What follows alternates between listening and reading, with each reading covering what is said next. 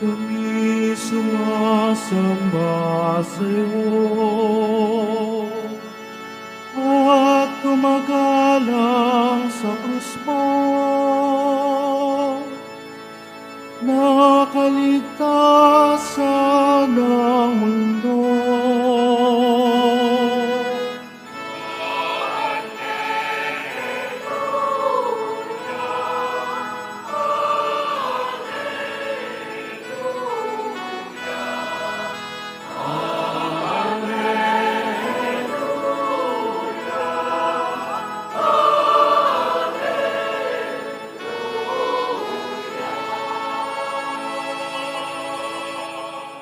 Sumainyo ang Panginoon. At sumaiyo rin. Ang mabuting balita ng Panginoon ayon kay San Juan.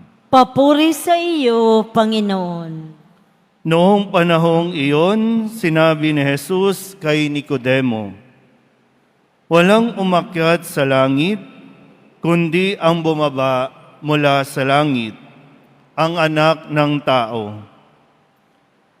At kung paanong itinaas ni Moises ang ahas doon sa ilang, gayon din naman, kailangang itaas ang anak ng tao upang ang sinumang sumasampalataya sa Kanya ay magkaroon ng buhay na walang hanggan. Gayon na lamang ang pag-ibig ng Diyos sa sanlibutan, kaya ibinigay niya ang Kanyang bugtong na anak, upang ang sumampalataya sa Kanya ay hindi mapahamak, kundi magkaroon ng buhay na walang hanggan.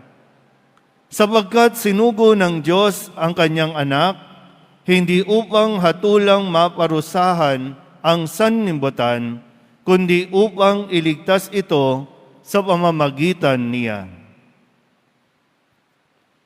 Ang mabuting balita ng Panginoon. Pinupuri ka namin, Panginoong Hesukristo. Magsiupo mo na ang lahat. Isang magandang tanghali po sa inyong lahat. Viva Poong Jesus Nazareno! Palapakan natin ang Poong Jesus Nazareno.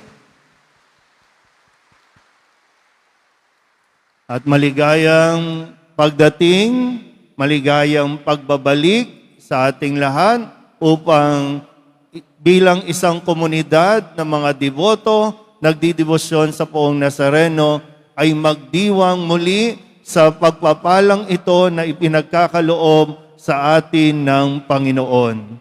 Sabihin niyo nga po muna sa katabi ninyo, pagpapalain ka ng Poong Nazareno. Yung iba po, no? Kung ikaw man na mayroong sakit, pagagalingin ka ng Nazareno. Kung ikaw man ay walang pera, okay lang yan. No? Pwede tayong dumating dito na may sakit, o pwedeng aalis tayo dito na wala ng sakit.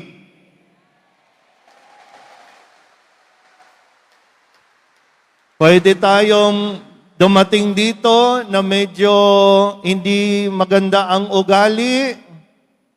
Sabihin niyo nga muna sa katabi ninyo, magpakabait ka naman kasi. Kasi magkaiba yun, ha? Yung po pwede tayong dumating na may sakit, pwede tayong umalis na walang sakit, pero magkaiba yung dumating tayo dito na hindi tayo mabait, pero aalis tayo dito, desisyon mo yon.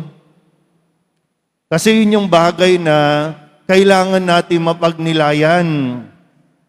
Kasi yung pagkakasakit natin, po pwedeng dahil sa iba, po pwedeng dahil sa virus, po pwedeng dahil sa karumihan ng paligid, pero ang Panginoon, tutulungan tayo. Pero yung pagpapakabuti natin, yun yung hahayaan niya tayong magdesisyon.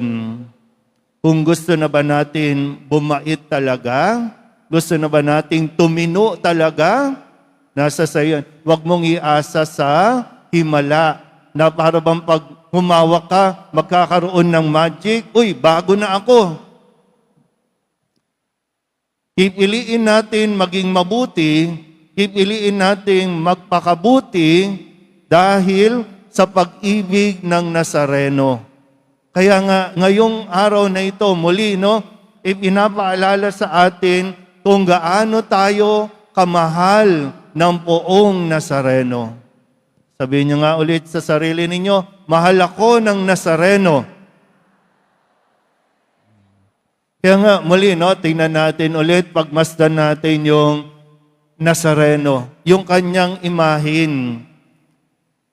Isa sa mga talagang baon-baon ko, nung ako po ay malipat ng ibang assignment, ang talagang baon ko sa aking pag-unawa at pagtingin sa imahin ng Nazareno ay nagpapaalala sa atin ng pag-ibig ng Diyos. Mahal tayo ng Diyos.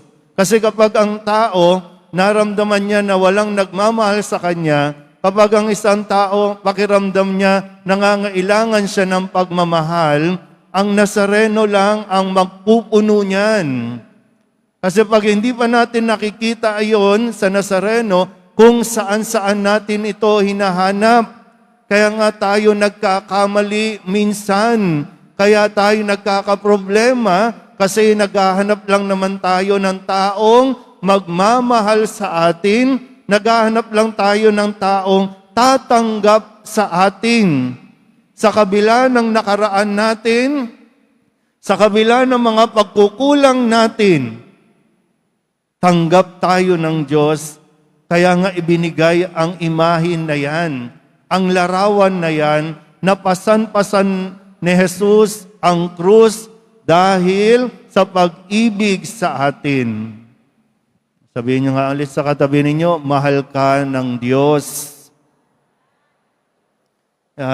Huwag ka nang masyadong magdrama, Huwag ka nang masyadong malungkot-lungkot dyan na, ay, kawawa naman ako, walang tumatanggap sa akin, walang nagmamahal sa akin, kasi mali yan. Huwag mong hanapin sa tao, huwag mong hanapin sa mga material na bagay. Huwag mong hintayin o huwag mong pagkaduldulan na mahalin ka ng tao. Kasi ang unang-una dapat nating hinahanap ay yung pagmamahal ng Nazareno. At kapag naramdaman na natin, tinanggap na natin yon na mahal tayo ng Nazareno, tayo mismo ang makakapagbigay ng pagmamahal. Hindi na ikaw yung hingi ka ng hingi, hanap ka ng hanap, kundi dahil ikaw ay minahal at patuloy na minamahal ng Nazareno, ikaw ngayon ang magkakaroon ng lakas, kapasidad na magmahal at magbigay ng pagmamahal. Sabihin niyo nga po, salamat Nazareno sa pagmamahal. At muli, ang larawan ng Nazareno ay hindi larawan ng paghihirap, hindi larawan ng parusa. Yan ay kusa niyang inako dahil at para sa atin. Inako niya yan bilang pagsunod. Sabihin niyo nga po, pagsunod. Ulit, pagsunod. Sabihin niyo sa katabi ninyo, sumunod ka na kasi. Diba? Baka mayroon pa kasi tayong hindi sinusunod.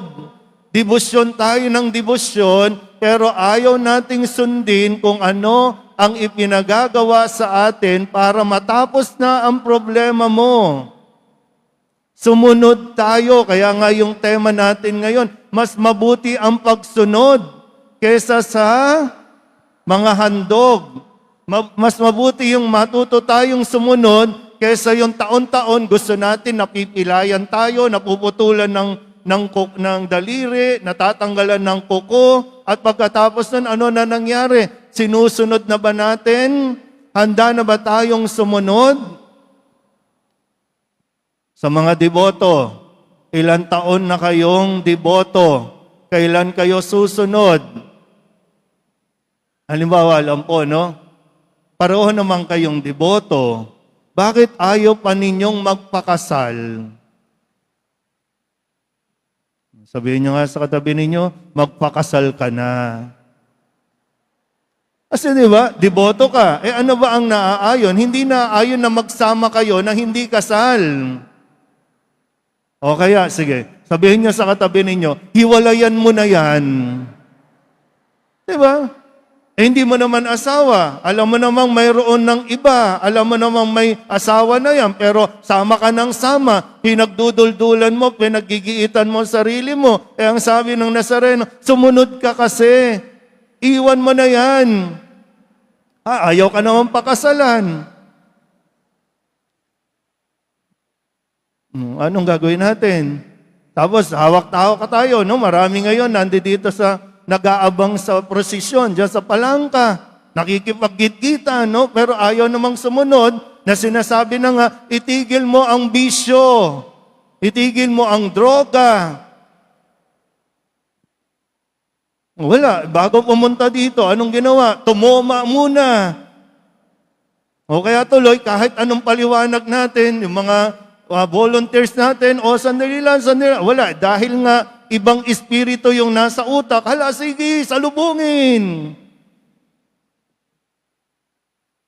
Pero salamat po, no, sa inyo mga nandito, sa mga nakikinig, kahit sa mga nasa labas. Alam ko, hindi madali yung paghihintay, pipila ka ng matagal. Pero salamat kasi sumunod ka. At ang taong sumusunod sa Nazareno, pinagpapala lalo. Sabihin nyo nga ulit sa katabi ninyo, umasa ka, pagpapalain ka. Pero, sumunod tayo. Ha? Hindi pwedeng himala-himala lang. Hindi pwedeng, gusto natin, ang Nazareno, sundin yung gusto natin. Pero yung tayo ba, handa na ba tayong sundin ang Nazareno? Yun ang mas ikakatuwa ng Nazareno, ikakatuwa ng Diyos sa atin. Dahil gustong-gusto talaga ng Diyos na maging masaya tayo. Gustong-gusto talaga ng Diyos na ibigay sa atin yung buhay na magbibigay din sa atin at magdadala sa isang buhay na walang hanggan. Ulitin nyo nga po, susunod ako sa Nazareno. Ulit, susunod ako sa Nazareno. Maligayang kamisahan sa ating lahat.